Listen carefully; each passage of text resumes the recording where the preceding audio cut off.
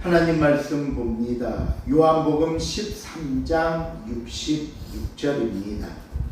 신약성경 176페이지입니다. 요한복음 13장 66절 말씀 제가 봉독해 드립니다. 이것을 너희에게 이르는 것은 너희로 내 안에서 평안을 누리게 하려 함이라. 세상에서는 너희가 환난을 당하나 담대하라. 내가 세상을 이기었노라. 아멘. 오늘 우리는 맥주 감사절 예배를 드립니다. 이미 안내해 드린 대로 본래는 지난 주일인 7월 첫 번째 주일이 맥주 감사절이었는데 사정상 한 주 미뤄서 오늘 예배드리게 되었습니다. 제가 어릴 때 이 맥주 감사 그러면 순간 맥주 그러면서 그쵸? 맥주 감사를 드린다고 그랬는데 이 맥주 감사절의 유래를 보면요 구약 성경에도 언급되어 있습니다. 출애굽기 23장 16절 말씀 한번 같이 읽어볼까요? 시작. 맥주절을 지키라. 이는 내가 수호하여 밭에 버린 것의 첫 열매를 거두리이다.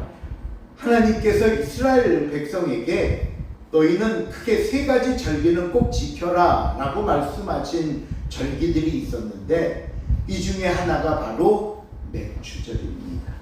또 맥주절은 6월절로부터 7주가 지나서 50번째 되는 날 지킨다 해서 다른 말로 77절 7일 7번이 지났다 해서 77절 또는 오순절 그 순자가 열 순자입니다. 그래서 오순 50일째 되는 날 그래서 오순절이라고도 불렀습니다. 한국교회가 맥주 감사절을 매년 7월 첫 번째 주일로 지키게 된 것은 물론 성경의 맥주절을 지키라는 뿌리와 함께 우리 민족의 농사 절기에 시간을 맞추었기 때문인데요. 우리나라는 보통 보리나 밀 등 여름 작물들을 6월 말에서 7월 초 사이에 수확을 했습니다. 그러다 보니까 이 초대 한국교회는 이 시기에 한 해 앞부분을 지나오게 하시면서 첫 수확을 허락하신 하나님께 감사하는 맥주 감사 예배를 드리게 되었던 겁니다. 하지만 오늘 우리도 마찬가지지만 이 현대 사회로 오면서 우리는 도심 속에서 농사 짓는 분들이 많지 않다 보니까 이 맥주 감사절이라는 시간을 통해 어떤 수확의 기쁨과 감사보다는 7월 첫 번째 주일이라는 시간의 의미를 더 두어서 한 해 절반을 지나오는 동안 우리 삶에 부어주신 하나님의 은혜를 감사하고 또 7월부터 시작되는 한 해 마지막 후반부 남은 시간도 하나님께 맡기면서 기도로 시작하는 의미를 담고 있는 것이 바로 맥주 감사절이 되었습니다. 그래서 제가 해마다 왜 맥주 감사절 헌금에 대한 안내를 드릴 때 그냥 봉투에 헌금만 담아 드리지 말고 전반부 감사 내용 5가지, 후반부 기도 제목 5가지를 꼭 기록해 주십시오라고 부탁드리는 이유도 바로 이런 이유에서 비롯되기도 합니다. 자, 이제 우리가 이런 감사와 또 기도를 품고 오늘 본문 말씀을 한번 살펴보려고 합니다. 오늘 본문을 담고 있는 요한복음 16장은 예수님이 십자가에 달리시기 바로 전날 밤 제자들과 마지막 만찬을 나누신 후에 하신 소위 다락방 고별 설교라고 불리우는 설교 중에서도 제일 마지막 절에 있잖아요. 마지막 부분에 해당되는 말씀입니다. 이제 예수님은 이 만찬과 설교가 끝나면 겟세마네 동산에서 기도하신 후 잡히시게 되고 앞으로 그에게 남은 것은 모진 고문과 십자가의 죽음뿐이었습니다. 그러니 오늘 이 시간 예수님은 물론이고 이런 스승을 바라보는 제자들의 마음이 어떠했겠습니까? 그래서 요한복음 16장 6절을 보시면 예수님이 제자들을 바라보시며 이런 말씀을 합니다. 도리어 내가 이 말을 함으로 너희 마음에, 제자들 마음에 무엇이 가득하였도다? 근심이 가득하였도다. 예수님이 겪으셔야 하는 일들은 제자들에게 불안과 근심을 주기에 충분했던 겁니다. 그런데 바로 이 자리에서 그 제자들과의 마지막 시간에 예수님은 마지막 당부의 말씀인 설교를 마무리하면서 이런 말씀을 남기게 됩니다. 우리 오늘 본문 말씀 다시 한번 읽어볼까요? 이것을 시작. 너희에게 이른 것은 너희로 내 안에서 평안을 누리게 하려 함이라. 세상에서 너희로 평안하거나 함께하라. 내가 세상을 이기었노라. 오늘 본문은 짧은 한 절의 말씀이지만 이 안에는 크게 세 가지 중요한 교훈이 담겨 있습니다. 첫 번째 교훈은요, 이것을 너희에게 이르는 것은 이라고 말씀이 시작된다는 거예요.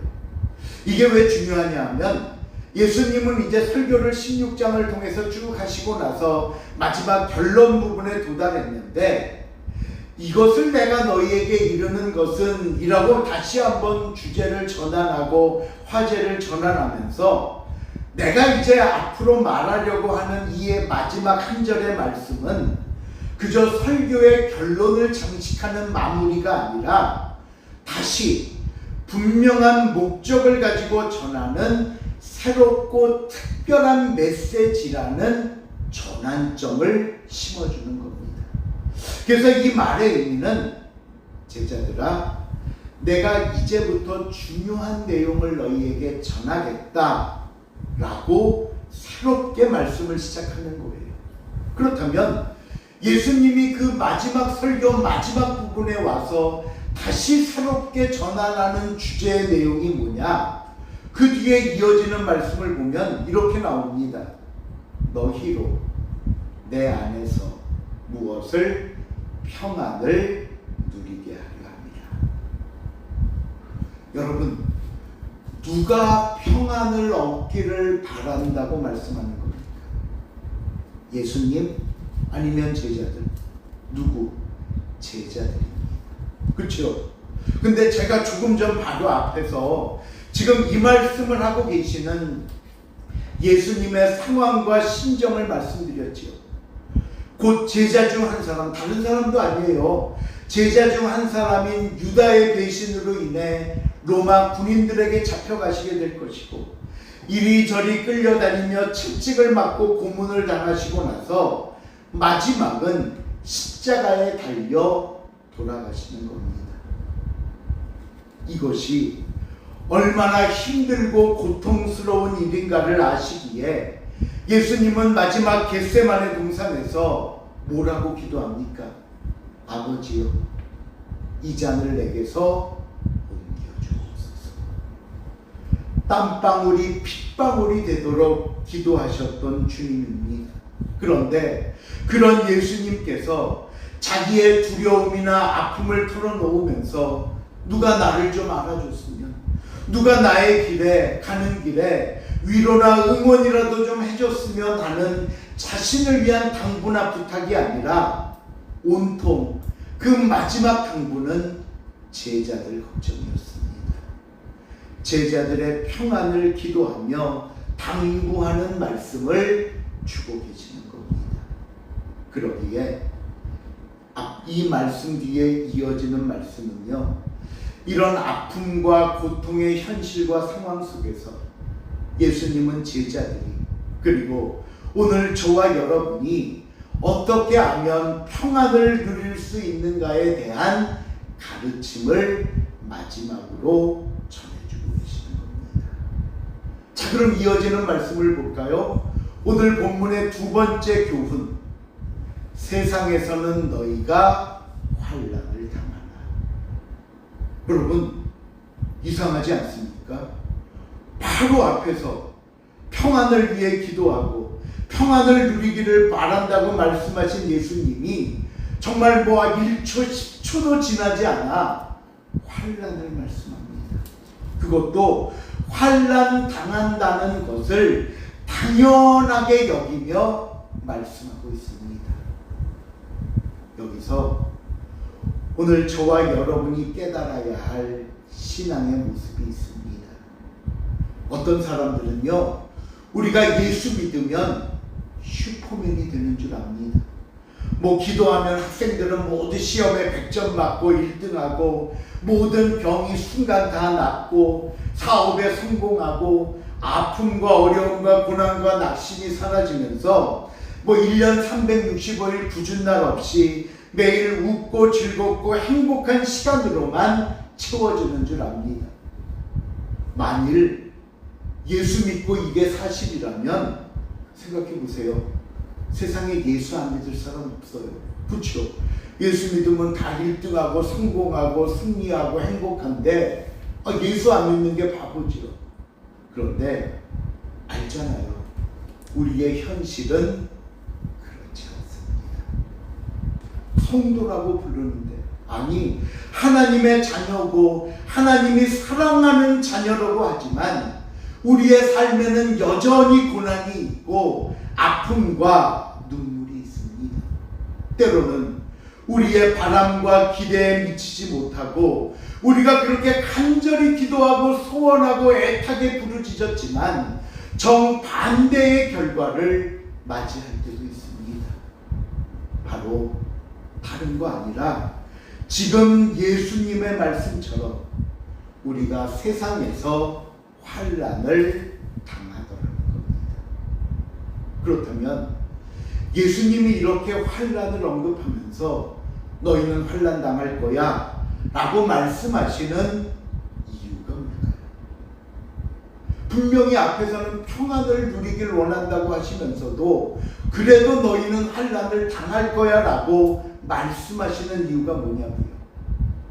예수님은 제자들에게 환난을 회피하거나 부정하는 것이 아니라 오히려 환난 속에서도 믿음 잃지 않고 평안을 잃지 않는 길을 가르쳐 주기를 원하셨던 겁니다. 그래서 이어지는 오늘 본문 마지막 세 번째 교훈의 말씀을 보십시오. 뭐라고 하시나? 다 같이 읽어볼까요? 시작. 담대하라, 내가 세상을 이겼노라. 예.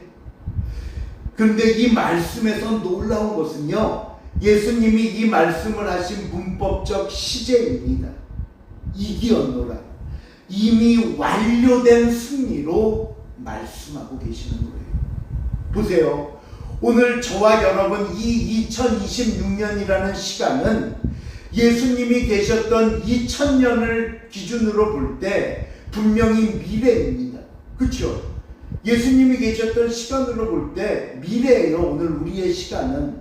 또 앞으로 우리의 시간도 마찬가지예요. 우리 미래의 시간 속에 어떤 환난이나 고통이 있을지 우리는 아무도 모릅니다. 그런데 예수님은 이런 미래의 모든 시간을 초월해서 말씀합니다. 내가 너희의 환난과 고통과 아픔과 슬픔과 어려움을 모두 어떻게 했노라? 이기었노라. 오늘 저와 여러분의 환난도 이미 예수님의 승리 안에 포함된 환난이라는 사실을 잊지 마시기를 바랍니다. 그러기에 제가 종종 드리는 말씀 있죠. 우리는 이미 무엇이 보장된 승리가 보장된 싸움을 하고 있는 겁니다. 여러분 괜히 그냥 여러분 기분 좋아지시라고 이런 말씀 드리는 거 아니에요. 고린도전서 10장 13절 말씀 한번 보실래요? 사람이 시작. 사람이 감당할 시험 밖에는 너희가 당한 것이 없나니 오직 하나님은 믿으사 너희가 감당하지 못할 시험 당함을 허락하지 아니하시고 시험 당할 즈음에 또한 피할 길을 내사 너희로 능히 감당하게 하십니다. 감당할 수 있는 시험만 주십니다. 또 시험 중에는 다시 말하면 환난과 아픔과 고통과 눈물 가운데 있을 때 피할 길, 승리할 수 있는 방법과 힘을 주사 어떻게 하신다고요? 너희로 능히 감당하게 하십니다. 우리의 지난 시간들을 한번 돌이켜보세요. 많은 일들이 있었죠. 많은 환난, 시험, 고난, 역경, 정말 그것들을 바라볼 때 이걸 어떻게 감당해야 되나, 어떻게 내가 맞이해야 되나, 어떻게 이 길을 가야 되나, 끔찍하고 절망스럽고 생사를 넘나드는 시간도 있었습니다. 근데 오늘 돌이켜보세요. 감당했잖아요. 그쵸?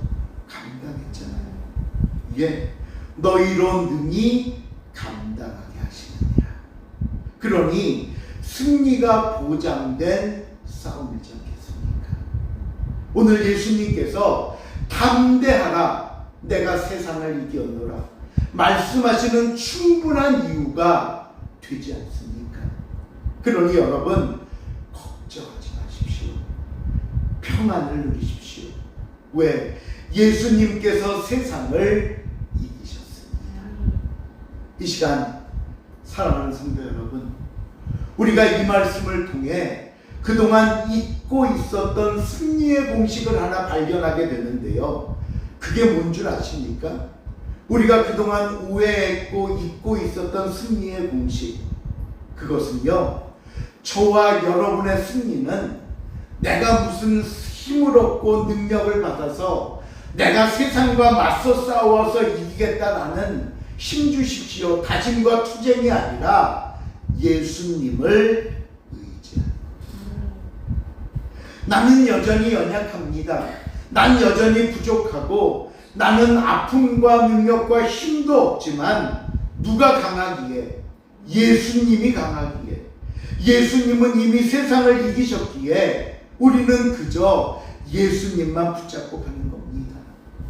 그러기에 오늘 말씀 잘 보세요. 내가 너희로 이기게 하겠다 하시지 않았어요. 너희로 이기게 하겠다 하시지 않았어요. 내가 이겼다고 했습니다. 내가 이겼다. 내 안에서 평안을 누릴 수 있다고 하신 겁니다. 내 안에서. 그래서 요한복음 15장 5절에 나는 포도나무여 너희는 가지니라 라는 비유를 말씀하시면서 5절에서 이렇게 하셨습니다. 결론적으로 시작. 나를 떠나서는 너희가 아무것도 할 수 없습니다. 믿으십니까? 나를 떠나서는 너희가 아무것도 할 수 없습니다. 왜? 우리는 연약하지만 예수님은 세상을 이기셨기 때문에. 이것이 평안의 비결이고 담대함의 이유이며 저와 여러분이 세상에서 승리할 수 있는 능력이라는 사실을 잊지 마시길 바랍니다. 근데 우리는 계속 연약한 내가 뭘 해보겠다, 연약한 내가 싸워보겠다고 예수님 제쳐놓고 나갔다가 의도 터지고 들어올 거 아닙니까? 그렇다면 마지막으로 우리가 오늘 맥주 감사절을 맞이하면서 오늘 본문을 통해 얻어야 할 교훈이 무엇일까요? 첫째, 우리도 한 해의 절반을 지나오면서 크고 작은 환난을 겪었습니다. 그런데 그 환난 속에서도 우리는 오늘 이 자리에 있습니다. 여러분, 이것 자체가 가장 중요한 감사의 이유이지 않습니까? 이 자리에 있잖아요. 버텼고 감당했고 회복하고 승리하게 하진 않았니? 그 다음에 뭐라고 해야 될까요? 감사합니다. 두 번째, 환난 중에도 담대하라고 하셨습니다. 이것은요, 우리의 감사가 상황에 근거한 것이 아니라 이미 세상을 이기신 예수님께 근거해야 한다는 사실을 가르쳐 줍니다. 여러분, 올해 결실이 크든 작든, 우리의 형편이 넉넉하든 힘들든 우리는 예수님 안에서 담대함과 평안함을 누리는 시간이 될 수 있기를 바랍니다. 예수님과 함께하면 되는 겁니다.